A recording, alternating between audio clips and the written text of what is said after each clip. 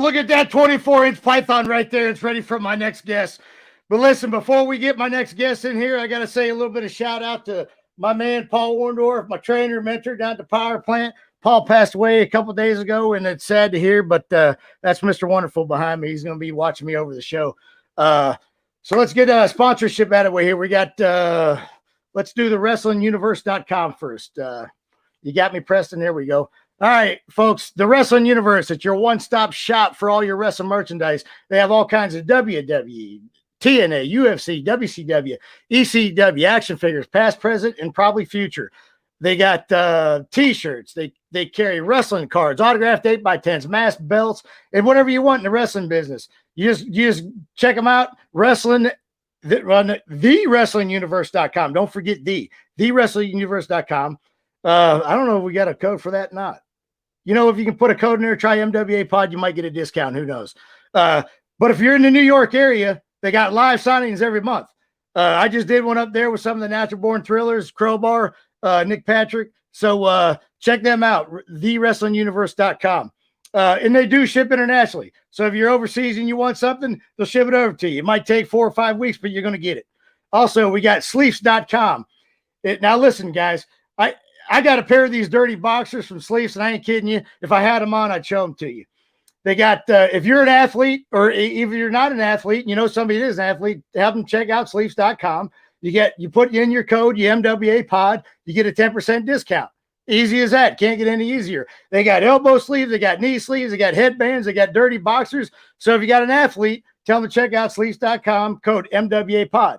Also, we got healthvape.com. Now, the health vape, if you're going to vape, why not vape with some healthy, your healthy alternative? You got some vitamins, you got energy, you got boosters, you got all kinds of stuff in these health vape. Use code MWA Pod, you get 10%. Even if you don't smoke, you got somebody's birthday coming up, guess what? Get on healthvape.com, punch in MWA Pod, you get a 10% discount. Don't get any easier than that. So check them out, sleeves.com, healthvape.com, and TheWrestlingUniverse.com. Now, I want to introduce my next guest here. I hadn't spoken to this guy in 21, 22 years. And I know I say this all the time, but he was one of my favorites at Power Plant. The guy was incredible. But this guy's done it all. If you think you've done everything, you can stuff that in the bag and shove it right up your ass because this guy's done everything. My next guest, he played Division I football in Louisville. I think he was a tight end. I'm sorry. Yeah, he was a tight end, right? Yeah, okay, tight end. He played Division I tight end, Louisville Cardinals. You don't get much better than that unless you go to the Ohio State. But let's not take anything away from him. So, you know, Division I wasn't a challenge enough for him because he's an athlete. He goes to the NFL. He plays football. Guess what? He wanted a bigger challenge. He heard Angry Allan Funk was down at the power plant. Oh, wait a minute. Not yet. He goes to WWF. He wrestles in WWF. You know, Techno Team 2000. Then he hears, hey, listen, I'm tired of the WWF. I want something else. I heard Angry Allan Funk's down at the power plant. I'm going to go train down the power plant, see what Angry Allan's all about. So he comes down to the power plant. Not only does he stand out at the power plant, that ain't good enough for him. He slaps Paul Orndorff upside his head and says, I'm leaving. He goes and drives a monster truck. He's driving a monster truck. Most people can't drive a car, and he's driving a monster truck.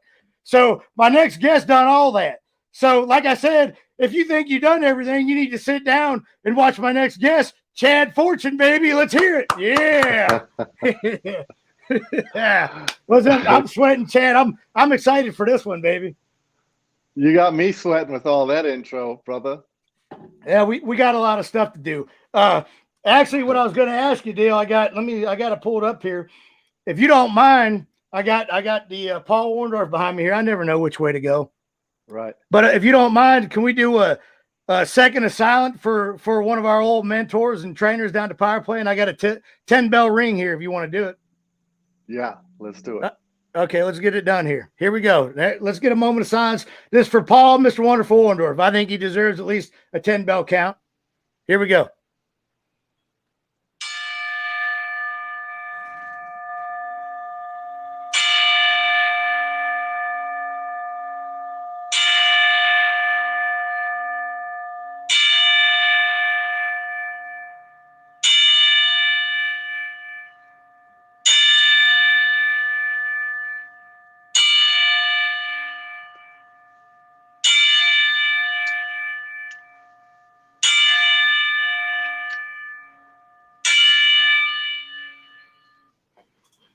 All right. All right. So Paul passed away a couple days ago. It's sad, man. I love Paul to death, man. May he rest in peace and send prayers to his family and friends. But Yeah. okay, so you're gonna see some stuff pop up here, Chad. Hey, Alan. Hey, Chad. This is my girl in Australia.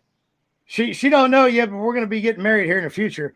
It's Annette. So say hello to Annette for me. Hi, Annette. What part right. of Australia does it say it up there? Yeah, she's around Melbourne, Victoria, I think it is. Is it Queensland or Victoria? I can't remember. Yeah, But I'm sorry. We've done some shows in Melbourne, so Sydney and Brisbane. Yeah. I broke Johnny the Bull's leg over in Melbourne. That's how I remember Melbourne. He probably deserved it.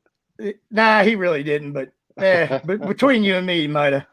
So also I want to say hey to and that's one of my she's been listening to my show ever since it started, and she catches out all our shows on this MWA podcast. So I always got to give her a shout out. The beautiful Annette down in Melbourne, Australia. She's a hell of a cook too. Victoria, she's in Victoria, so that's by Melbourne. And then also Amy Gower, official Amy Gower. She's a big supporter of the show, and we appreciate everything she does. She actually shared her story, you coming on my show. So she's a big Chad Fortune fan. Right on. So her name's Amy. If you want to say hey to Amy. Hey, Amy. Thanks for tuning in. All right, and then we got the Dead Presidents. We got Boogaloo, or who is that watching? So once in a while, you'll see stuff pop up here. They might ask you a question if you want to read it or whatever. Sometimes I'll just blurt out, "Hey, what's up?" Just saying hey to the fan or people chiming in, But so let's get started, man. All right, so I don't even know where to start with you. You done so much, but I'm a big football fan. I don't know if you really knew that from the power plant, because I was more interested in trying to work out the wrestling stuff. But I'm a huge Ohio State Buckeye fan. I'm from Ohio. So let's tell everybody, Chad Fortune here, man. We're gonna have a hell of a conversation here. Tell us how you decided after playing football in high school. I imagine, how'd you decide to go to Louisville? Well, you don't decide; they ask you to come play. So I just wanted to start. Even in high school, I just wanted to play. Yeah. So you're just doing whatever you can. I grew up in Indiana. So there wasn't a whole lot to do but play basketball, and you had to play basketball or you get kicked out. So I played basketball and I played football. I was better at football than I was in basketball, although I made the team. But I just wanted to play. I wanted to start. I wanted to play, and it just kind of snowballed. So I just worked out in the summers. Of course, we played summer basketball, and I mean, that's the only things we could do. We lived right up on the region off of Lake Michigan, so you'd go to the beach, you go play football, you play basketball, depending on, or in baseball, whatever the season was. Yeah. You're playing some kind of sport. So me and my three best friends, that's what we do. We picked up the sport and we just kept playing. I just happened to get good enough. We had some colleges look at me. We went to the state finals. Played against Jeff George in the Indiana State state championship. We lost, but I had one of the longest runs or something in the Hoosier Dome, and I was getting some recruits from bigger name schools. I was going to go Big Ten, and that area was Illinois. Now we're talking. Yeah, Illinois, Michigan State. Took visits there, Michigan. I wanted to go as far away from Indiana as I could. I wanted to go to USC. I wanted to go to LSU, something different culture.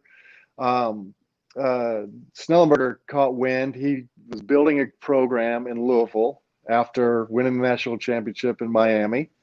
He was Paul Barron's protege, right? So offense coordinator with Shula's 72 Dolphins. Damn. So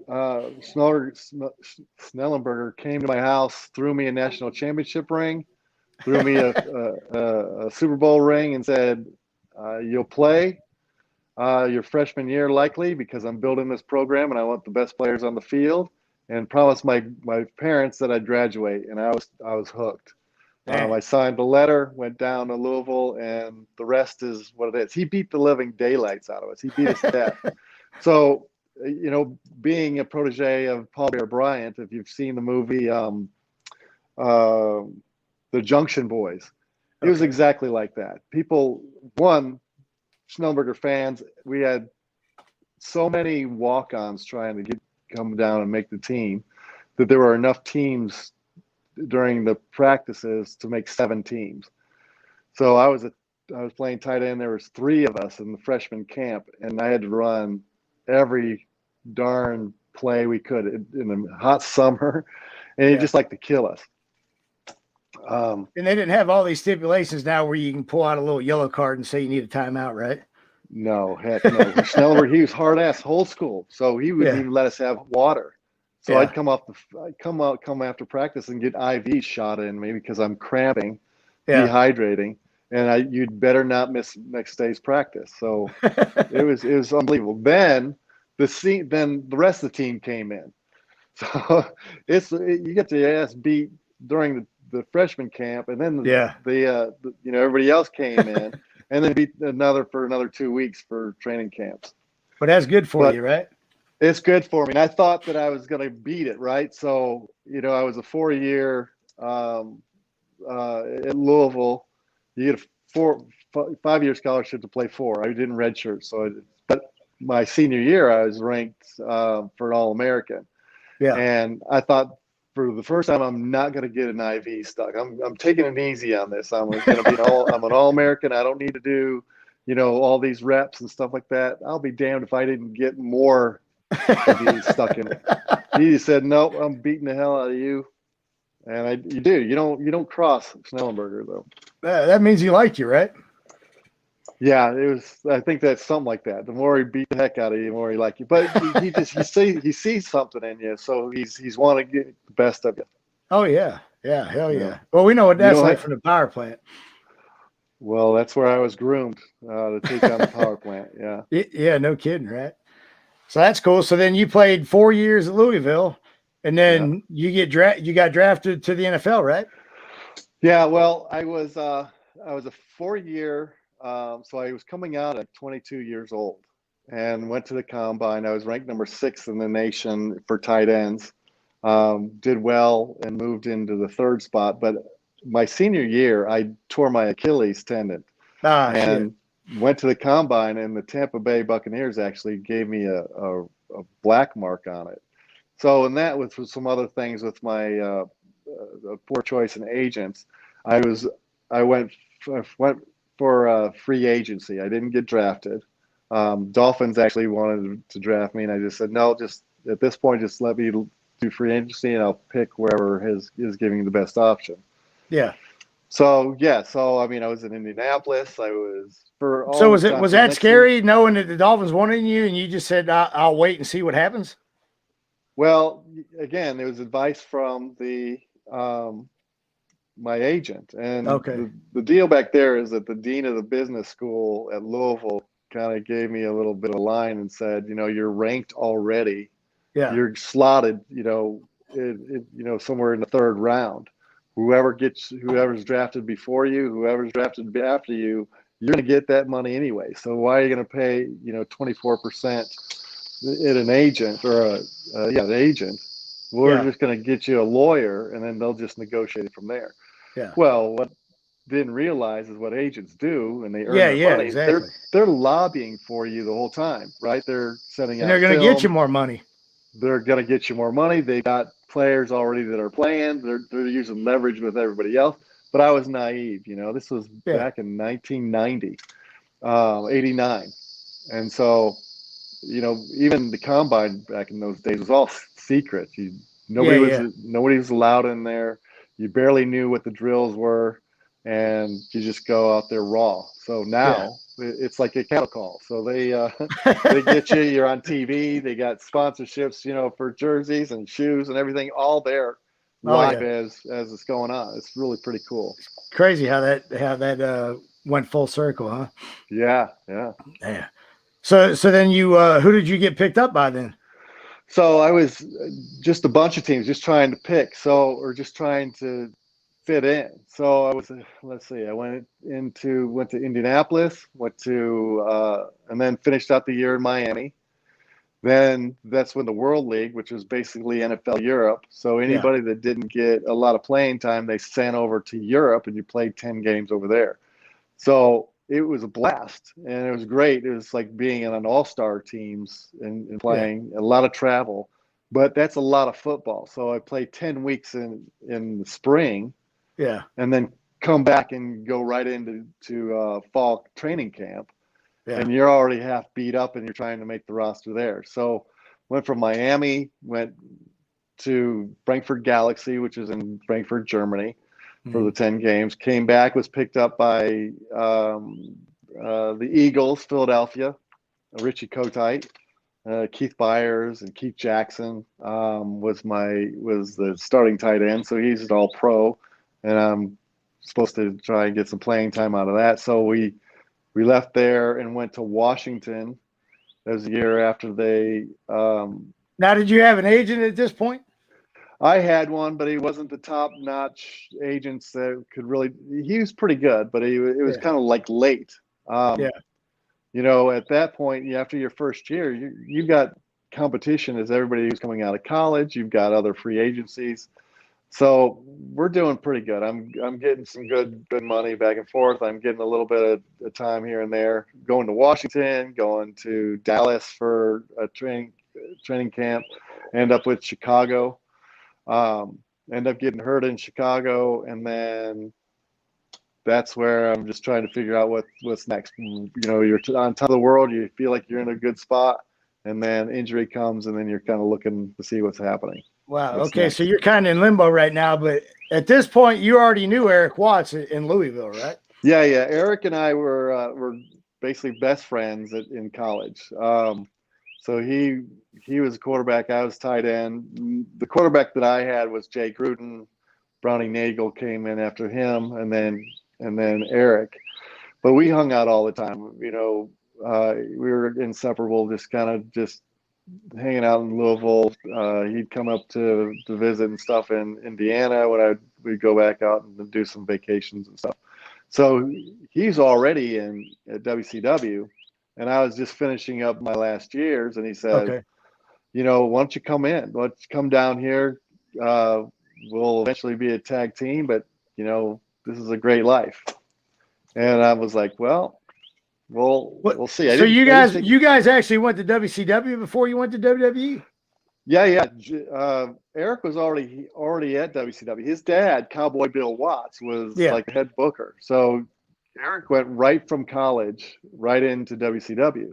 Okay. And then I was finishing up the football, trying to figure out what to do. And, you know, they were in Atlanta. So he just says, well, come on down. And it got me a tryout, and just did the same tryout with you guys, like the same ones you guys did, but maybe less intense. Yeah. And they just showcased, you know, that I came from playing football and an athlete and stuff like that. So yeah, it was a little bit different. Ole Anderson and Blackjack Mulligan and Jody was down there, but he was in the office mostly. But they were the head trainers there. I believe Sarge was there. He'll hate me if I don't remember it, but that was pretty much Blackjack and Ole were just running us through spots all the time, all through there. I got you. So, yeah, and then that's when, and then we were training, but we weren't going anywhere. Kind of like what you know, there's no place to really work at the power plant where I learned all the spots, learned what I needed to do, but you're anxious. You got to get out. I want to get out there and start, you know, in the game, get on TV, start doing house matches or what. And, you know, there was nowhere to go. Yeah. So we got the itch, or I got the itch. And then that's when you guys pursued the WWF. Well, yeah. Do you want me to continue on with that? So we would need to know how you get into WWF. Yeah, it was getting a little bit frustrating, and Eric was actually out, and he was doing shows or doing stuff in Japan. Okay. And he came back, and I was in the power plant and training and just kind of getting frustrated, and he just said, let's start practicing and doing some stuff tag team wise, and we started going over some moves and putting together a little bit of a tag match. I think we got a house show or something in some gymnasium somewhere, and it was just it was fun. And then We did something for Vern Gagne, and Okay. my first real match probably that I got paid for was Vern Gagne in Minnesota at an Indian reservation casino. So that was for the AWA? I don't even know if it was even a federation. It was it was a one-off deal for us. Tito Santana was there. In fact, I think that's who we wrestled, him and somebody else. And that's how long ago I can barely remember it. But I believe that he even recognized. He said he advised that we should go WWF or get a tryout. Yeah. And of course, Eric had some contacts. He called Jim Ross, and they were doing a house show in Macon, Georgia. Okay. We drove up there. We had a dark match, and we wrestled Barry Horowitz and the Brooklyn Brawler. Oh, sweet. Two good guys. And and killed it. We really killed it. It was great. We were, the crowd was awesome. We were doing all these double moves and stuff, and came out, and JJ Dillon, Vince was there, Jim Ross. They were just like, come on. Yeah. So they signed you guys right there? Really did. Yeah. They wanted to, but I was still under contract with WCW. Oh, shit. And I had to go, oh shit, now what do I got to do? Now I got to go back. And I was on a high. And they said, yeah, we want you. We want to sign you. We got some plans already. I mean, it was great because they were starting to build this new generation. Yeah. And it's the same time that, John Paul Levesque, who is Triple H, that whole era that started to come in. But I was still under contract with WCW, and I'm thinking, all right, now somebody's going to get excited about this. Either I'm going to get pushed at WCW, they're going to come off with a little bit more money. This is going to be a good thing. I'll figure out what's going to happen. And the office found out. Jody took me into the office up at TNN, right? Yeah. TNN Towers. And basically they just told me, get your ass back down to the power plant, or we won't sue you. We won't sue you. That's how it was. Oh, because shit. I hate WWF. I hate them with a passion. Did you ever step foot in there and you get your ass back down to power plant? And I'm just sitting here going, wait, what? Thinking that there's nothing that's going to come about it. I felt like I'm right in the same spot. There's nothing, what do? I didn't want to burn a bridge, but I'm like, well, okay. And then. So you asked for a release? No, I just took off. Went the next 2 days. We were in Titan Towers, going over. So Eric wasn't under contract with WCW at this point. No. He was released and then went to Japan, came back, and then we started doing some tag team stuff. And like I said, we went to the Vern Gagne, did our dark match in Macon, and next week. We were in Titan Towers. This is how bad Chad Fortune is. He said, WCW said, if you go back to power plant where he won't sue you. And he said, screw you, I'm going to WWF. I don't think I said it just like that for all the people are saying. But I didn't have a choice. There wasn't much of a choice. I could go in there and kind of die at the power plant and not go anywhere and just hope that somebody's going to say, okay, we're going to start using you on TV. There wasn't any kind of talk like that. And you weren't afraid they were going to try to sue you? You just knew that was smoke. I don't think I cared. I felt like WWE or WWF at the time, WWE was, this is a lifetime. I mean, so as I start continuing the story, that we were picked up at the airport in limousines, brought to Titan Towers, met with JJ Dillon, and Vince. Vince told us a story about how they came up with the Undertaker, and kind of talked about his background and blah blah blah. And then we decided we're going to use the Undertaker, and then it was all him that kind of created the whole gimmick, and the Undertaker lived. So that's what he wanted for us to do. He sent us into downtown New York at a casting agency's place that was just going to vamp our whole gimmick. We told them we were good friends at the university, we were teammates, blah blah blah. And they just they put this whole thing together. Renderings. I mean, there was like 2-foot renderings of each of our costumes. That's cool. And that was the gimmick, right? The Techno Team 2000, and there was a lot of money supposedly behind it too. So what'd you think of that gimmick when they give it to you? Well, you know, you're excited about anything at that point. You're like, well, we can make it. I mean, the whole thing, they were trying to showcase that we were a team, that we were friends from a thing. But, you know, of course, the names, Troy and Travis Techno, I mean, it was kind of hokey, but this was WWF, and they know what they're doing. Yeah, exactly. And we were along for the ride. Whatever they wanted, we were going to do. Yeah. And so, like I said, we showed up, and then get this. So we were taken in downtown New York and got fittings for costumes or outfit stuff. Flown to Houston. They made our boots there. God dang. Everything was shipped to our first event. And you want to know what our first event was? Who was that? Madison Square Garden. Oh my God, I've always wanted to wrestle there. Oh my God. And you know what our second event was? Boston Garden. God dang. So I'm telling you, Alan, I think I had 5 matches in my entire life. And you're already in Madison Square Garden. I'm in Madison Square Gardens shitting bricks. That's awesome. They hired the Heavenly Bodies oh shit. For us to do runs with us. They put together the Heavenly Bodies and to work with us because we were young. And first event, I mean, in Madison Square Gardens, and I'm telling you, it was unbelievable. It was just all dark. I could see the first 2 rows.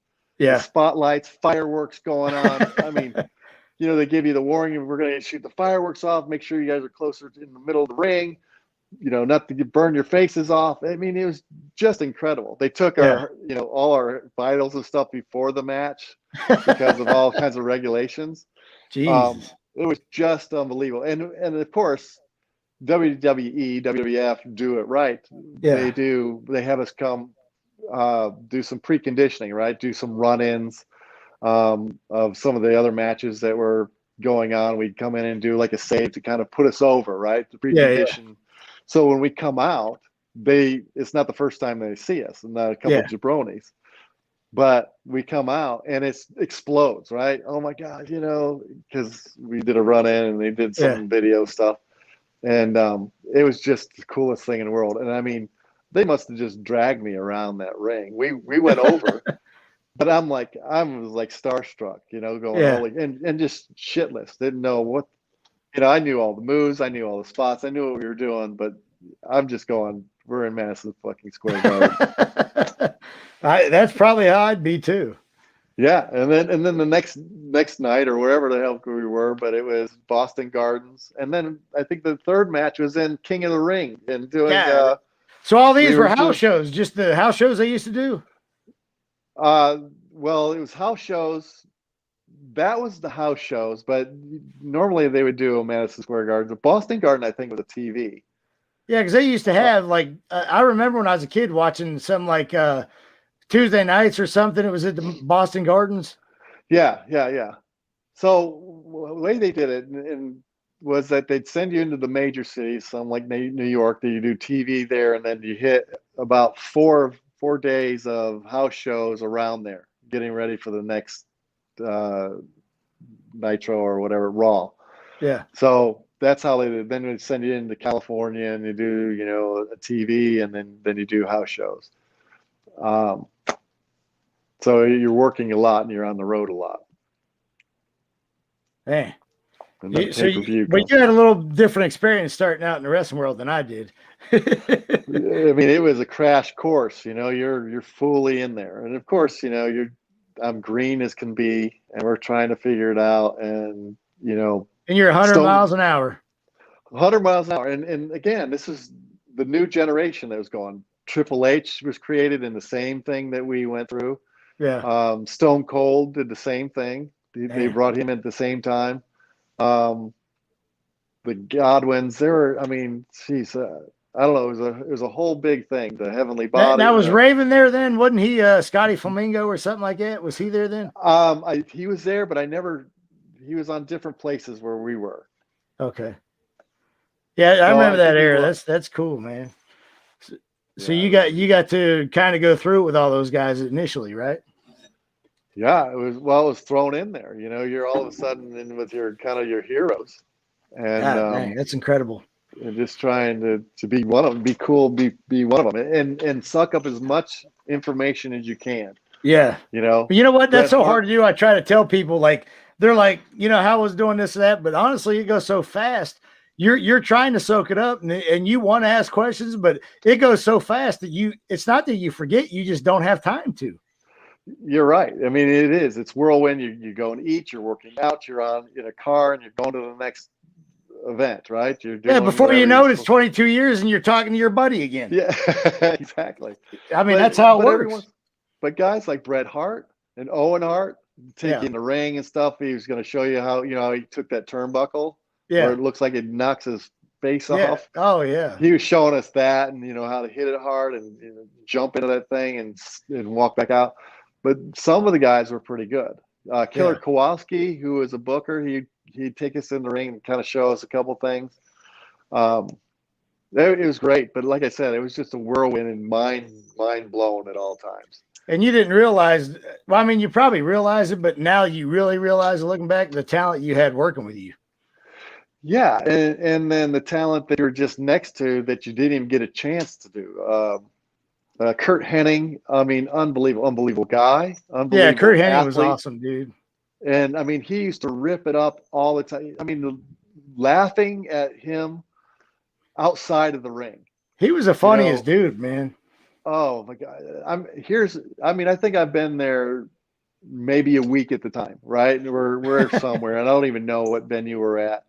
And I'm walking down the hallway, and there's the trainings where people are getting their legs taped and Yeah. putting makeup on or doing whatever. So I'm walking toward there. I see Kurt, ducking behind a curtain. He's looking at me and does this whole thing, right? Yeah. Lights a brick of fireworks and throws it into that crowd. Holy Who, by shit. the way, is I think Vince is in that crowd too. So boom, boom, boom, boom. Everybody's scattering. Smoke's going. I mean, this is indoors. The smoke is freaking going all over the place. It clears, and I'm standing there. And Kurt's on his face, laughing so hard he can't even stand it. And everybody's kind of looking at me as if I threw the damn things. God dang. But Shoot, they'd shut the building down now if you did that these days. Oh, geez, for sure. God Other dang. things, him being stuck underneath the ring with like Mankind and some other guys, and there's a monitor under there, and there's also walkie-talkies. Yeah. So Kurt had to go to the bathroom, he had to take a dump, and Yeah, he yeah, had I've to heard this stay story. under. Then maybe I told you or somebody else told you, but the funniest thing in the whole world, then kicking the bucket over. Yeah. And everybody smelled it at ringside and everything. Yeah. Yeah. God dang. But someone told me he did that again with WCW when he was in the NWO. Well, no doubt. That he's a true character, man. He'd keep you laughing, that's for sure. If you ever had him and Brad Armstrong in the locker room, dude, you'd be dying. Oh yeah, for sure. Brad, Road Dogg. Oh man. Same thing. Yeah, those guys were Brad Brian. Just himself. Yeah.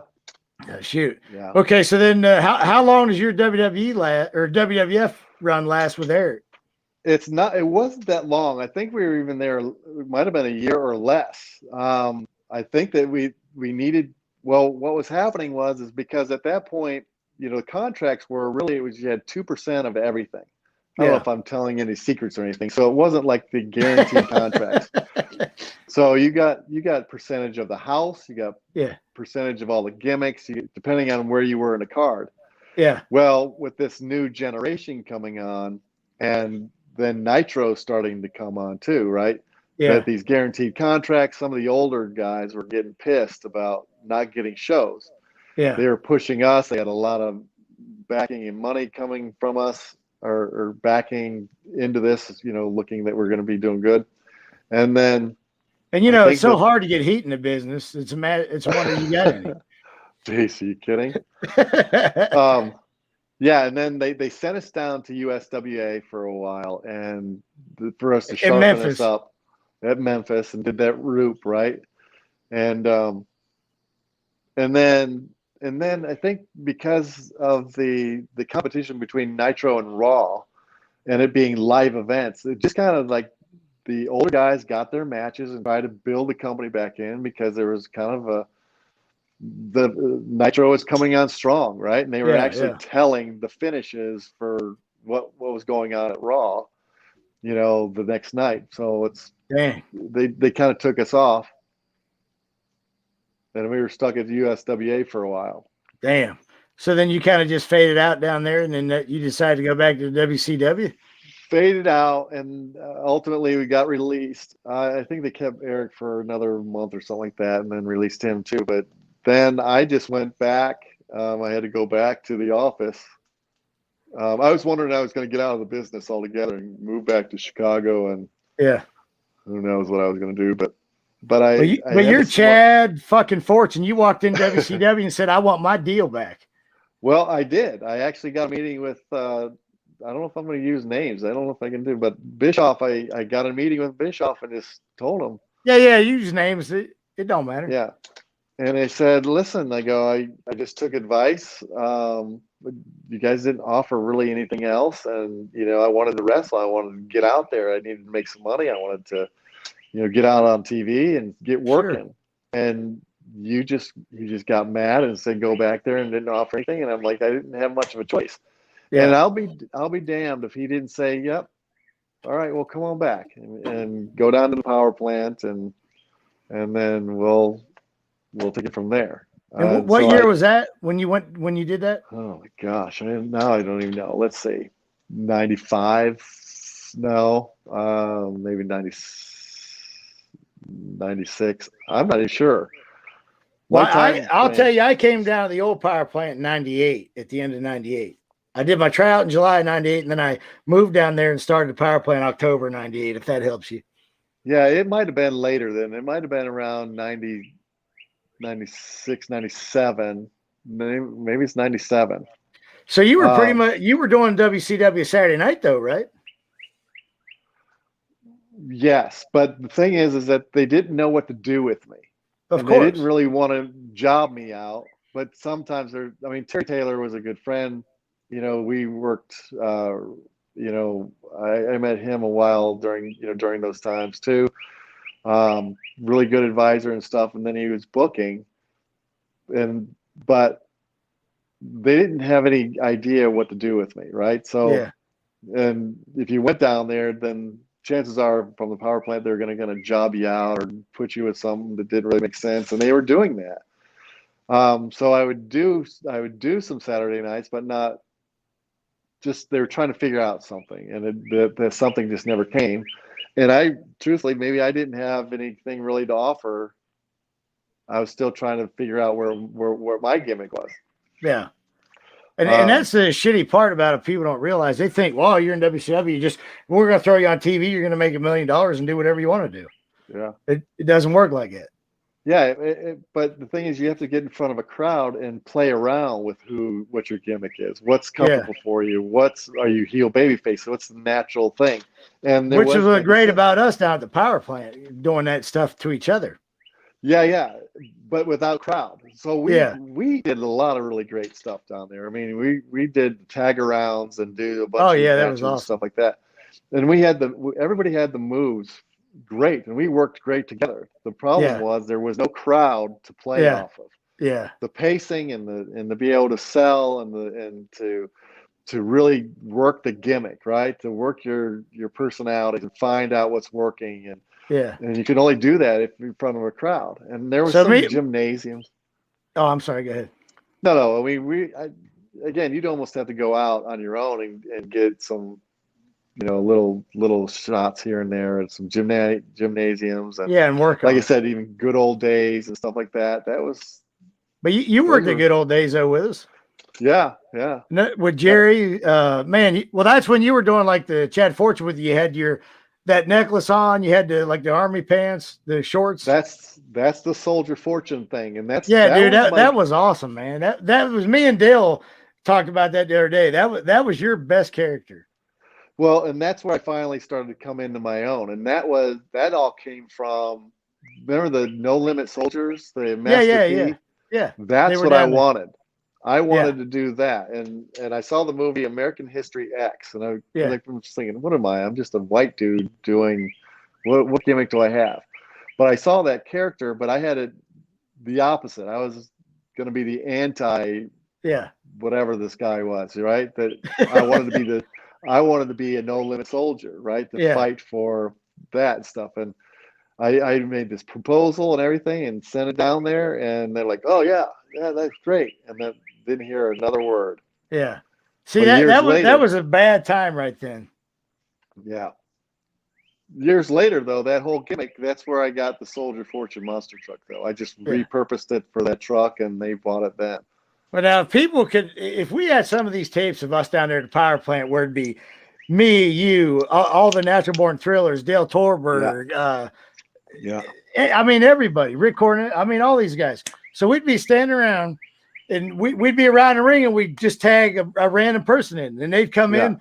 Now, my favorite thing you used to do, man, and Rick, actually, I'm going to read he just texted me. He wants me to tell you something. So I told him I'd read you the email or the text message. But you used to start off grabbing the rope, and you'd kind of had your arms flared out. And you remember that? Just you were kind of like stalking somebody, but I don't know how to describe it, but man, when you did that, I freaking loved that shit. That was money to me. It was fun, dude. I mean, that's where it was really getting fun. It was starting to come and make sense to me. And you know, when you talk about the entertainment value and all this kind of stuff and how people develop their characters over years, the gimmick was coming to me. And it was really starting to feel real comfortable with it, and pairing it up with, you know, I stole the DiBiase, you know, arm drop and crawling and stuff, whatever. But I mean, that was awesome. I forgot about the crawling. So here's what let me read what Rick said. Rick said, I told him I was having you on tonight. He said, let him know how much I appreciate him being a part of our learning experience down there and taking the time to help all of us. Also tell him I still think you had one of the coolest and sickest finishers out of anyone, the way he dropped the fist on someone's head. Yeah. So that was Rick Cornell. Man, I really appreciate that too. Rick, I mean, there's some great stories with Rick and working with him even too. And this is what it was down there. It was really unselfish of everybody. Everybody worked hard. Oh, yeah. Everybody wanted the best for anybody. We were becoming really good friends. And if I had something that I wanted to work on, Rick, you were there. Rick was there. Dale, you know, of course, Dale and I were doing tag team stuff and trying to get some stuff done. But everybody was really willing to kind of help. Yeah. And also, we'd take $1,000 a day for whoever. Yeah, but in the end, also we knew is that eventually we were all going to be working together in the ring anyway. So we could recall spots that we did at the power plant and just make it seamlessly. But you know what I liked about that? Right at that moment when we were all in there, I'm pretty sure every one of us in that ring knew that we were going to be a main character on the show one day, and we were all going to be, doing what we were doing there and having fun doing it. I think so too. But it never worked out that way. Starting to get some hope that the talent that started showing up and the work ethic, but even there wasn't even a place to go. Whether we were going to be on TV or going to do house shows for WCW, there wasn't even an undercard place that we could go and just play around unless you got your own house show. You know what I mean? Which was too bad. Yeah. Because I'm sure a lot of that talent, or even these matches that we did at the power plant that didn't happen to be caught on tape, are some epic matches, you know? Oh, dude. Yeah, we all busted our ass for that place, man. And it was fun. It was fun. And that's what made some of those matches, those dark matches, however you want to place it down there, made it fun. The personalities were showing, and you knew where each other were in the ring. It was just great. Oh yeah. Let's see. I got these guys from. You ever heard of this Discord stuff? This guy here, Villain? What's up, Villain? He said he's watching us on Discord. Give a shout out to Villain there. All right, Villain. UGC TV1. He said loved you in WCW, Chad. So give him a shout out. Thanks. Wow, that's a long time ago, man. I can barely believe that anybody remembers that far back. But well, I'm the same way. I mean, I'm flattered that people still, they'll say stuff to me on, Facebook or Instagram and stuff. yeah, It floors me, yeah, but it yeah. makes It's it all worth amazing. it. Well, exactly. I mean, the impacts that you kind of make when you're out there just trying to bust your hump too. It's great and gratifying when somebody recognizes that what you were doing was good and made a difference. So yeah, Villain just said, "Oh, we remember." That's awesome. You know Thanks. what? There's some hardcore wrestling fans, bro. You know Yeah. that. Oh So, yeah. but now, you know what I would love to have, and I think Mark Jindrak might have some of these. I don't have any that I know of. Some video footage of good old days. Now, I think I've talked about good old days before. This was Yeah. good old days was a biker bar, but it had the best freaking crowd. So Yeah. we used to have like Canyon, Ray Lloyd, which was Glacier. We had Billy Kidman, Sick Boy. I think Scott Vick come down there. Yeah. There were several WCW guys, Raven, guys that were actually on TV would come to good old days to watch us wrestle. And Right. it was awesome. You remember that? I so do remember it. And I do have a match. I have a match. See, I have a box full of VHS tapes that I took not took, but just took them home on the weekends or whatever. Yeah. That of a lot of these matches that we did at the power plant. Oh man. I know. I think I have one whole show or something from good old days. But do you remember it was really hot? It was in Atlanta, Georgia, at this It was bar always outside. hot. It was so great though. It was the crowd was crazy. It was so much fun. Insane. Now, do you remember the night? Now, I was Awesome Angry Allan there, AAA they called me. Yeah. And I mean, I could say this. I was people fucking hated me there, and Paul Orndorff loved that shit. So I remember one night I got, good old day or American Pie was across the street. You remember American Pie? Oh yeah. Oh yeah. So I got on the mic and people were like, I could interact with them across the street because they could hear me on the PA. I told the guy to turn it up, and I was like, you clowns over there at American Pie, I'll come over there and slap the piss out of you. And all these people started coming across the street. Right. They wanted to kick my ass. They were paying to get in. And then Chris and the owner was like, this is fucking amazing, man. All these people are wanting to pay to kick your ass. Yeah. Then I actually had to start having the cops walk me and my wife to the car because people wanted to fucking kill me. Yeah. Yeah. So it was a great little venue, man. It was great. It's too bad it wasn't earlier because it wouldn't have a year earlier, 2 years earlier. Oh man, really build that up. And, dude. And work on these crafts. Things might have been a lot different, but yeah. And he even started doing Saturday morning matinee shows down there. Really? Yeah. Yeah, and we got pretty good crowds. Gosh, that's great. But the one of the matinee shows, Eric Bischoff's son comes there. Yeah. And he was friends with Jimmy Yang. They went to high school together. Yeah. So he wanted me to do a spot in the ring with him. I'm like, fuck, I'm not gonna hurt you. I'm gonna get fired. Your dad knows, So he talks me into doing a spot with him. I fucking slam him. Angry Allan. I probably beat the shit out of him. Didn't realize it. And yeah, man. You know how it was. How sometimes I just snapped. How not that I could kind of controlled chaos, but I just got hyped up. You know what I mean? Yeah. Yeah. So yeah. So that was my first time I met what's his name? Garrett Bischoff. Yeah. And kicked the shit out of him, slammed him, and I'm thinking I'm gonna get fired. He's gonna go tell his dad.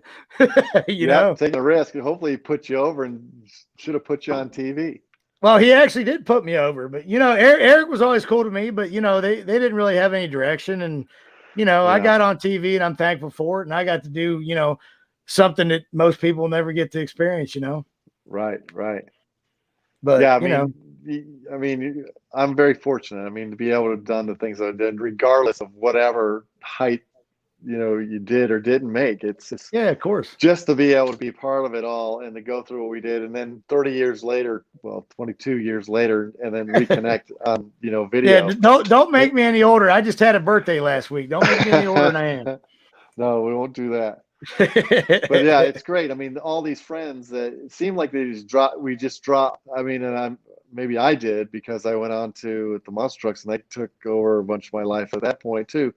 But I never forgot where it came from. In fact, just using this entertainment, everything I learned in all aspects of life, right? And sales and business and everything. It's all work. Yeah, it's shit. Life's a work, man. Yeah. Yeah, I tell people that all the time. But you know, people always tell me, well, you weren't successful in the wrestling business because, you know, they call you jobber. You were a jobber, da. But you know, it's however you want to define success, man. You know, I didn't make $1 million doing it. Monetarily wise, no. Was I successful? I set out to do something and I did it. So yeah, I was successful. You know, same with you. Right. Yeah. You know, but you did it in many different levels. I mean, you did it in D1 football, you did it in the NFL, you did it in WWF, WCW, you did. Now you're doing it in monster trucks, man. I mean, shit, there ain't many people who can fill your shoes. I just can't hold down a job. I'm not very good at anything. Well, I mean, that's like me. You know, I got a CDL. I drive a truck. I used to, you know, run heavy equipment. I'm a, you know, jack of all trades, master of none, as they say. Yeah. But one thing that hasn't changed. Now, I wanted to pick a bone with you because I heard this about a lot of people down at the power plant back in the day. Everybody was kind of jealous because I was so good looking. Now, I don't know if that's true or not, but that's just what I'm hearing. Well, I don't know if I don't know. I can't say anything. I just knew that I knew where you were at all times. I'm running spots or something, I'm in the ring with Rick or something, trying to talk over some kind of a spot or something like that, and you're carrying on or something like that in the next ring over. And Allan, shut the fuck up, all right? We're trying to work over here. You're afraid Angry Allan's going to jump over there and start doing a number on you. Yeah, you never know. You never know. You just had a short fuse, and then you'd laugh about it. Like, I was just kidding. No, I did have a short fuse though, man. But you know, that's how they it's kind of like the Marine Corps, you know, they train you to be a certain way. And then I was talking to a couple guys about this. I don't know if you were there when they had a couple of those guys come down that were indie workers that Terry Taylor invited down there. And then he came in a couple of days later and said somebody was going to get fired. Do you remember that? I don't know if I was there at the time. I don't remember, but I remember you telling the story. Yeah, man, because Terry walks in there and was like, he flat out looked at everybody, said, everybody come on over here. He said, someone's getting fired today. I'm telling you, someone's getting fired today. I don't know who it is, but someone's getting fired. And, you know, we're all standing around going, you know, we heard this every 5 minutes from Paul Orndorff. So, you know, we're like, like this is normal for us. I mean, how many times have we heard this? So then he's like, yeah, you know, you treated my guys this certain way. I invited down there, blah, blah, blah. And he's like, does anybody want to step up or say, you know, or tell me what happened? Yeah. And I stepped forward and I said, that was me, Terry. He's like, what? What do you mean? I said, I did everything you just said. That's how we're trained. That's what we're supposed to be doing down here. I said, I'll be damned if, you know, I'm going to come down there and get treated like shit and get my teeth kicked down my throat. And I'm not going to do it to the next guy walking in. You know, that's their kind of like their, you know, they're stepping into manhood. You want to be in the power plant, you're going to prove you got to be here. Right. And he was like, oh shit, I didn't, you know, he didn't really know what to say after that. So he had to think about it. And, you know, of course I didn't get fired and nothing happened, but I don't think he realized what really went on down there. Well, he was coming down there a lot. He did know. And you know, there are some guys that didn't agree with the 500 squats and all that kind of stuff. We would come down there to learn, not to get. What's up, Piers? One thing, trying to keep in shape. I mean, and it certainly we were in the best shape. We could run freaking 30-minute matches full speed. Yeah, that's why we went to the Saturday night tapings on the Wednesday nights there. All the guys were like, we're not wrestling any of these fuckers. We'll get blown up. I know, and that was true. Yeah. They'll grab a hold and wait for a commercial or run the spot. Grab a hold. What are you talking about? Yeah, I don't even know what a hold is. Yeah. But I mean, with the new guys that came in, I mean, it was something that, you know, you had to be ranked and you had to go and you had to earn your keep if you're going to be in this business. Yeah. And it's only what they did all in the back in the old days anyways, right? Yeah. You don't just get to come in and be a part of this. Yeah. So Villain said, I still remember after 20 years, I'd say that's success. So I guess we got a new fan of the show, Villain. Thanks for tuning in. That's great, Villain. Thanks a lot. Really does mean a lot. Oh yeah, it does, man. When people say stuff like that, and you know, Dale's real appreciative of that, and you know, everybody I've had on my show, you know, it's guys from the power plant. You know, not unfortunately, but I think I have better conversations with people that I have a common bond with, and it makes for a good show. And one of these nights, like I told everybody else on here, we're going to try to get everybody that I've had on here from the power plant all in one show. Yeah, that'd be awesome. Tell the stories and the laughter. Oh man. And you know, trying gimmicks that didn't work, or trying moves that didn't work and got dropped on your head, or you know, having a wild idea. I mean, and then personalities. Yeah, that's the best. Anyway, some of these personalities. Oh, dude, and you know, Rick said it. Oh, I'm sorry. Go ahead, Chad. Well, I was going to say, I think at one point we had a basketball goal set up down there. Yeah. Oh, yeah. There was a basketball hoop down there. Yeah. Yeah. So, yeah. And Rick said, you know, you had all the reason Rick liked it because when he grew up, you know, in Buffalo, you know, he grew up he was around a small. I don't think he was right in Buffalo, but in myself, I grew up in a small town, and you know, you go down there, you're doing this new thing you're pursuing, and you know, you see a bunch of famous guys in there too. And all of a sudden, everybody's one tight knit group, just like you come from a little small family in a small town, and that's what made it so cool down there. Yeah, I like to think of it like going to war too. I mean, everybody was looking to try and get better. They wanted to get on TV. They wanted this is like for real for us. Yeah, yeah. We wanted this. We weren't going down there to BS. And we all had each other's backs too. Yeah, yeah. Like I said, we're not sitting in the ring and just not talking about wrestling. It's all wrestling. It's doing moves, trying new moves, working on gimmicks, and running. We earned our keep down there, no matter what. Yeah. Oh yeah, no doubt. I mean, now we can say that, and the people might not believe you, but if they saw any of them damn videos that they used to post, you know, there's got to be some validity to it, you know. Yeah, I've got to dig. I'm going to go and get this box and start digging through stuff. I mean, I got to try and find a VHS player. I actually got one.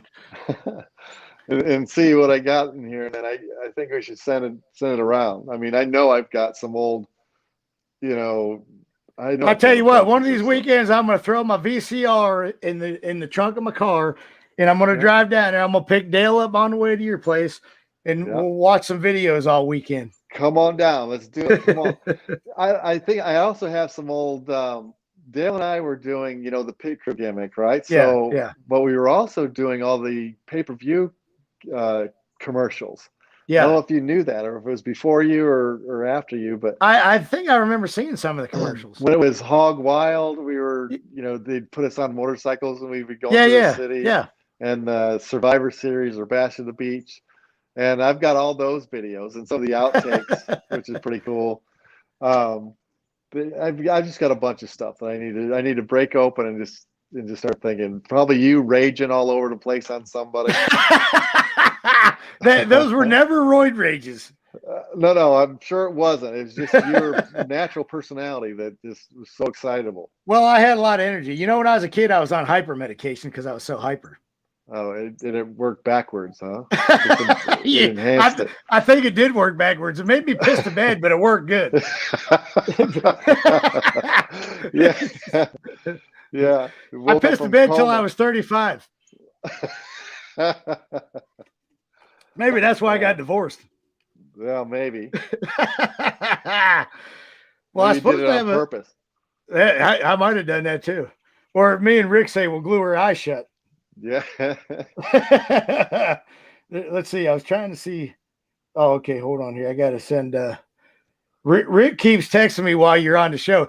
I asked him if he wanted to come on and say hey to you, but he's at work, so I guess he can't get on the video. Well, geez, you know, we all got to get on some way or another, because I'd love to see Rick, even if it's on a video or in person or how we got to do it, but just to share some of these stories. You know, me and Chad's been saying this for years. Or Chad, I keep calling you, or not, I keep thinking Dale and Chad, so I get it mixed up. So me and Dale have been saying for years that we need to get. It doesn't matter what town it's in, if it's in Vegas or Atlanta or Florida, wherever. We need to get. Even if it's a long weekend, and all of us just say, screw it, we're going to go down to wherever we're meeting, and we're all going to hang out for the weekend. Yeah, a reunion, somewhat of a reunion. I mean, yeah, it's got And they had one of those here in Atlanta a few years ago, but somebody from the office put it on, and I don't think it was widely spread other than maybe on Facebook. Okay. So I remember Mike Sanders went and okay, hold on now. All right, I got a special guest just for you, Chad. All right. Now I'm not even going to say who it is. I'm just going to pop him up, and then we'll go from there. Here we go. You ready? You ready to see this person? Boom! Is that Dale? Dale? Hello, Chad. Pit crew in the house. That's right. Oh, yeah. So what's up, Dale? Oh, man, I've been just sitting enjoying watching you guys and listening to some old stories, man. It's awesome. Yeah, so I give Dale a link and told him to pop his head in here, and you can talk about some stuff with him. Well, you see this same. I've had this same smile the whole time. I was smiling like this when you two were on together. I don't know. I'm laughing to myself or just thinking about and just reminiscing at the same point. But this whole time during this thing with Allan, I'm just smiling the whole way. It's just really great. You have been smiling. I thought it was because you realized I was still good looking after all these years. Well, you're getting old. We're all getting craggly. Yeah, so we were just talking about the power plant and the pit crew, Dale, and how you guys used to ride motorcycles for some of the spots. Oh, yeah, we had a blast, man. I guess Dale's on a little bit of delay there. I just was telling him that, when we were doing the pit crew stuff, but I don't know if it was just before that or after that, but we were doing the pay-per-view commercials for WCW, like Bash at the Beach and Road Wild and some of the other ones. I don't know, Survivor Series or whatever, but they'd keep us out for the whole day. And it was like a real movie shoot, right? Catering and all kinds of stuff. And they dress us up in whatever deal, makeup, and then have our little lines to say. And and then off we go. But then I don't know, just more good times. We would just crack each other up half the time. We did one with Travis Tritt. Oh, that's right. Where he got a limousine or he got a bus or something like that, and we were stuck. We had to sit over by somebody's used car. Well, they got mad at us. Remember, Travis told us, he goes, come on, let's go, after one of the takes. And we went down to his town. We drove around, and remember, they were pissed. WCW was pissed at us, the producers, because they were waiting for us to come back. But the talent, the star of the commercial, told us to go, so we went, and we just kept riding those motorcycles around his town. Yeah, he owned half of it too. Some backwoods Georgia place, and we were just on his property. He had cows and all kinds of things. Yeah, he's got a lot of property down here. It's not too far from where I live right now. Yeah. He's still over there. Yeah, it's funny stuff, man. We were talking too about some of our travels to even with the pit crew stuff. It's just we'd show up to places and like Darlington or something like that. I think it got rained out, so we got a trip there and flew right back. Well, Chad, so you were on the racetrack? Say it again. Sorry, I think I'm on a little delay somehow, but I was going to say, Chad just needs to tell you about us at one of the races in Dover, where I almost got killed and how hot it was. Oh my God, yeah. So we had these big old gimmicks, right? The fire suits. They were 5 layers. Simpson race suits, and you got headphones on there. But we're on the pit crew. We're actually doing pit crew work, and running out in the middle of traffic pretty much as these things come sliding into this rectangle box that the car is supposed to hit. And our driver wasn't very good, so he rarely hit it on the spot. So Dale was doing the back. You're doing the front. I'm doing the back. And he had it worse because he had to run in front of the car before it even stopped. So he's tiptoeing around carrying the tire and tripping. And I'm having if he shorts it, and hold the ass of the cars like on the other side of the box. The next guy who's trying to pit, I've got to jump in between that in traffic. And at a Damn. certain point, you're just trying to survive it. And I don't know about the heat. Did you almost die of the heat? Or were you just sweating or death? In Dover, the guy that was on the front pulling the wheel off, the flame shot off in the brakes. That's right. And he dumped the wheel, and the wheel started rolling out. And I was dumb enough to start chasing it. And that's when Earnhardt Jr. almost killed me. He went flying by me, and it's, you got to slow down to 50 miles an hour. But when you have a car going 50 miles an hour right by your pocket, that wasn't a lot of fun. That kind of got me, and it was so hot. The tires were so hot, it was burning our fingers through the gloves. Jeez. And we had and Chad, I think, ended up with a pocket full of gas because the gas guy put it in Chad's pocket instead of the car.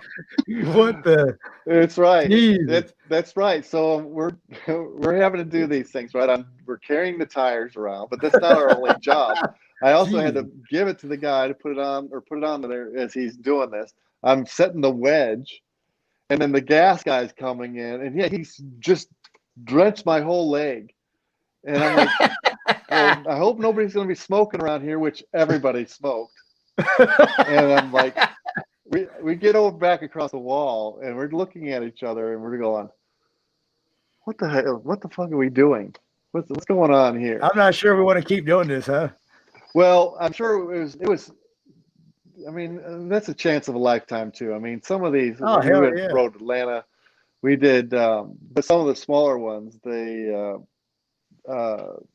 can't even remember now. But you just feel the rumble of these cars coming around, and we're having to jump out in the middle of this traffic. 50 miles an hour going right by you. Jeez. Oh my gosh. Yeah.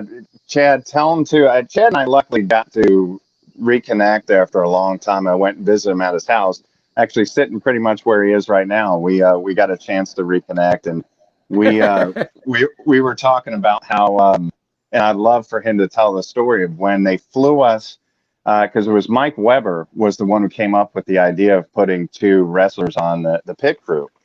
Yep. And so they flew us through Charlotte. And Chad, tell that story of us doing our tryout for, doing the tire carrier thing.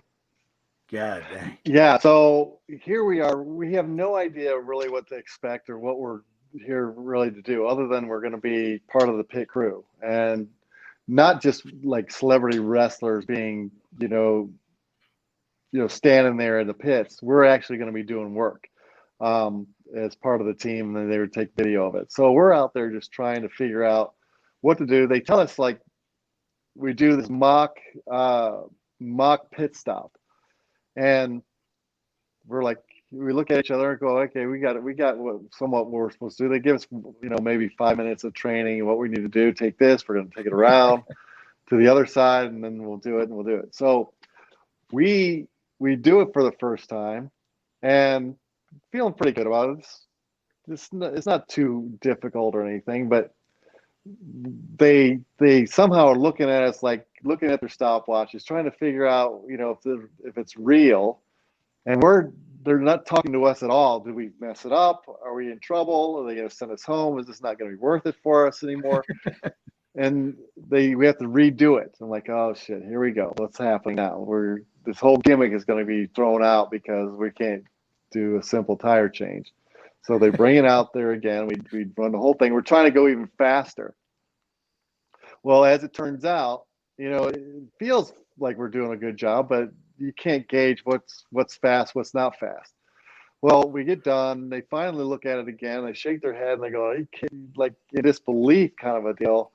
And we're like, almost in a panic, go, "Is everything all right? What's going on?" He goes, "Yeah, well, we thought that you guys, where there's something wrong with our stop plot, but right now you've already beat the record of what we've been able to accomplish so far." So oh, shit. we went in there for the first time, and we're faster than their main guys doing it for a whole season. God dang. But they didn't tell us. That was the biggest deal. We thought we were going to get fired and sent back and say, "You keep these old wrestler boys." But So now, if that was wrestling, you would have had major heat. Yeah, probably. But it just was. This was kind of the pace that we go at the power plant all the time. We're doing squats, we're doing these run ropes. We're in great shape, and we're doing stuff naturally. Then we go out in the real world, and now we're blowing away record times for doing a NASCAR run when we've never done. If they would have had all the power plant guys down there, we could have just picked the car up, and they wouldn't need absolutely. Absolutely. Put Angry Allan in there. You don't need to put gas in the truck. Damn right. You call me out, I'll pick it up myself. Yeah. Hey, Dale, I don't know about this. Chad said I had a short fuse. I don't think that's true, is it? Yeah. Maybe a little bit. What are you talking about? One of the funniest ones when you guys were talking about in good old days, I came to watch you guys do it, and it was the bachelorette party, and you just started yelling at the lady. I mean, tell that story. Chad, was you there? You had her almost crying. Oh my God, no, crying. She wanted to kill me. I finally got her up to the ring, and I was like, "Hey, sweetheart, let me ask you a question." I was kind of being nice for a minute, and then she kind of was like, everybody was just waiting, and I said, "Who in the hell would marry your fat ass?" And she takes a swing at me, and another one. I had to back up. She jumps up on the ring. She's ready to kill me, dude. You had to. Well, you told her you used an Austin Powers line. You remember that? Oh, yeah. I told her. I said, I forget how I worded it, but I was like, what do you tell him? Get in my belly. I want my baby back. Should have told her she looked like she had a turtle head poking out. Oh, you guys had such great chemistry. Like at good old days was just an amazing time. That Chad's gimmick was my favorite gimmick that he had done. It was an awesome time. Yeah. I told Chad we were talking about his gimmick. We could do just about anything at good old days. I remember even working with Jerry, and we did something. I brought a bucket of chicken. And, we did a spot together where I had the chicken. I was making fun of somebody or doing some heat thing, and next thing you know, Jerry takes me and throws me in the rope. Running the spot, gives me the kick, and I throw a whole bucket of chicken into the crowd. Oh my God! I remember that chicken. I'm like, are you kidding me? You could do anything, and there's like a free pass. And it was so freaking fun. Well, were you there the night? I think it was either you or Jerry, where we put it was like Halloween. They had that white webbing stuff. And I think it was Jerry put it on his face, and we had a spider in his beard. Wasn't that Jerry? Yeah. And he come out to the ring like that. Yeah. Like just stupid stuff. Yeah. But the crowd was so cool, they popped on everything. Yeah. Yeah, I just wish we had something like that earlier. It would have been man. Every one of us at the power plant, we could not wait till Friday nights. I was like, I could not wait till Friday nights. Just go to good old days and wrestle. Yeah.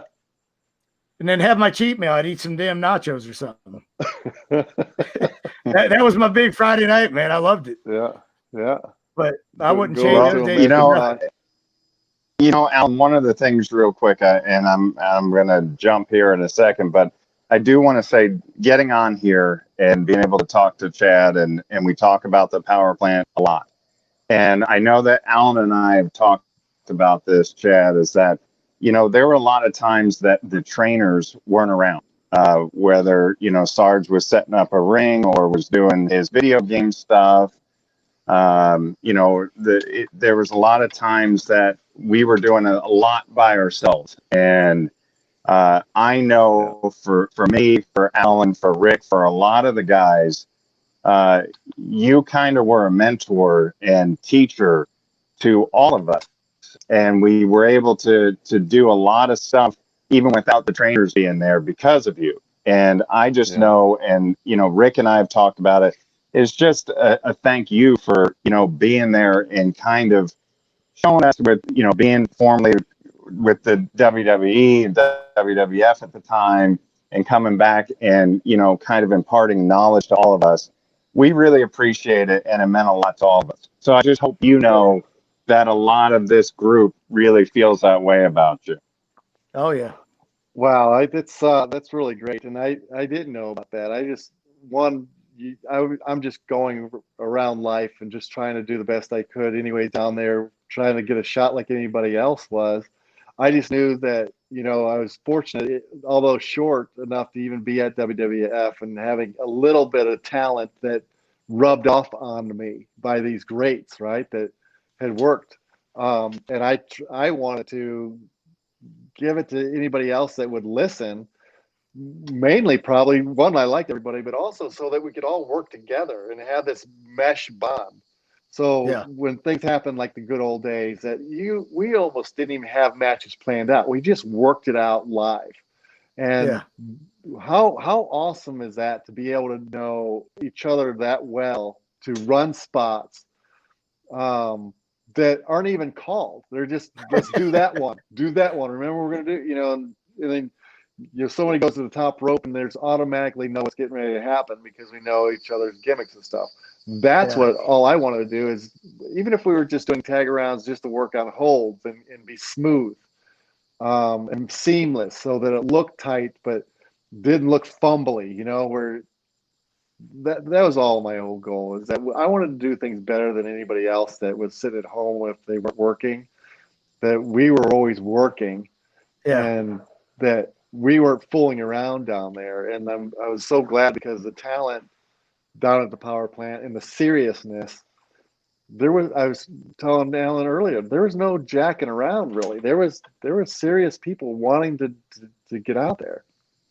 But I mean, we had fun, but we were serious while we were having fun. Well, yeah, I mean, sure we were ribbing and sure we were doing that stuff, but it was all, trying to make us better in the gimmick, in the business. Yeah, man. Well, I appreciate you down there too, Dale. Well, I appreciate that, and I wanted to tell Chad that I don't know if he knows that he did get Christy in trouble on TV with Goldberg. What? Do you remember you had that? It was a cool move. It was just a normal front face lock takeover, but you lifted it up. Remember that? Yeah. Well, you taught that to Chrissy. She used it on Nitro, and after the match, Goldberg pulled her aside and said, everything looked good, but don't ever use my move again. Yeah. And that was your move. So you got her in trouble. What the hell? What the hell's Bill? I think I told him about that move. What the hell is he talking about? You know what? Anytime you did anything that remotely looked like something he did, he did. Don't use Somebody was doing a gimmick infringement. I think what I say. I stole the fist from DiBiase, and then what's his name? Somebody tried to gimmick infringe me on that too once. Disco Inferno was using it one time. Gimmick infringement. Imagine as if I owned it or something. Yeah, right. That's funny. But hey, Allan, thank you for having me on here just so I could, we could reminisce a little bit and chat again. Thanks, man. It's great that we got hooked up again, and look forward to more of these, Allan, with getting a bunch of us together. Oh yeah. There's a couple spots over here too that are open. Missing, a bunch of us on here. Yeah, I tried, but sometimes it takes, wrestlers, it takes them, 2 weeks to get back to you. Not mentioning any names in a group text message, but Oh my God! Wow. I'm the worst. I'll tell you, it's me. I'm just watching. I'll pick it. I don't know how active you guys are, because I set my phone down for 5 minutes, and next thing you know, there's 20 messages on that list. I'm like, well, dude, what are you guys talking about? I went to sleep. I get up at 4 a.m. I wake up, there's 75 messages on my phone. I was like, it's Rick and Dale the whole time. I was like, what the hell happened? What happened when you set the phone down? Luckily, I turned my phone off, or I wouldn't have got any sleep that night. Yeah, I know. It was funny. I had to do that too. Turn it down so I don't hear all the ding dings going off. Shoot. All right, Dale. Well, thanks for coming Awesome. on, buddy. Thanks, Dale. Great to see you guys. Soon. You got it. See ya. See you, Dale. Yeah, man. I had that. I talked to Dale. Was it yesterday or the day before? And we said, he wanted me to send him the link so I could have him pop in and say hey to you. Right on. That's great. Anything like that is good. I mean, this is like I've said, it's so great to see you. Great to see Dale. I want to see Rick and but I mean, even some of the podcasts I watched with you guys already is like, oh Yeah. man, just be a part to watch. Like I said, I'm smiling at some of the old stories that I was even a part of. Even if the atmosphere, even if I wasn't around right there at that moment, the atmosphere, you can picture it going on at the same time. So it's really great. It's a great thing you got going on. I appreciate it, man. Well, listen, Chad. See, I almost called you Dale again. So we went. Now this is what I'm talking about. We've already went 1 hour and 22 minutes. Oh hell! Oh boy! And it seems like what, 5 minutes? Oh yeah. For now, I mean, we got 20 years to catch up on. Yeah, I know, right? So maybe we'll have a Chad Fortune part 2. Well, whatever you want, man. This is great fun, and again, seeing some of the other guys and talking with you guys. Oh, Annette chimed in again. She said, "Chad, where's it at? Oh, Chad, you're amazing at everything you do. You see that?" Well, I appreciate you. I'm just trying to work hard, and hopefully something sticks. That's my girlfriend down there in Australia again. Yeah. The Aussies, beautiful country, beautiful areas down there. Melbourne area, Sydney. Oh yeah. She how come that thing? There you go. She's a great cook too, man. So I'm not gonna marry her until I taste some of her cooking. Well, what we ought to have a reunion down and go down under and have a reunion there and have her put together a house show, and we'll do a whole. That's right. She said she'd do the catering for all of us. All right. We lost him. Wonder if he's going to chime back in. Well, I guess we'll hey Preston, I guess we'll wrap it up and see if he chimes back in. But thanks for tuning in, watching Chad Fortune. I guess we had some technical difficulties there, and check out next week. I don't know who I'm going to have on here yet. Well, maybe I do. I just don't want to tell you.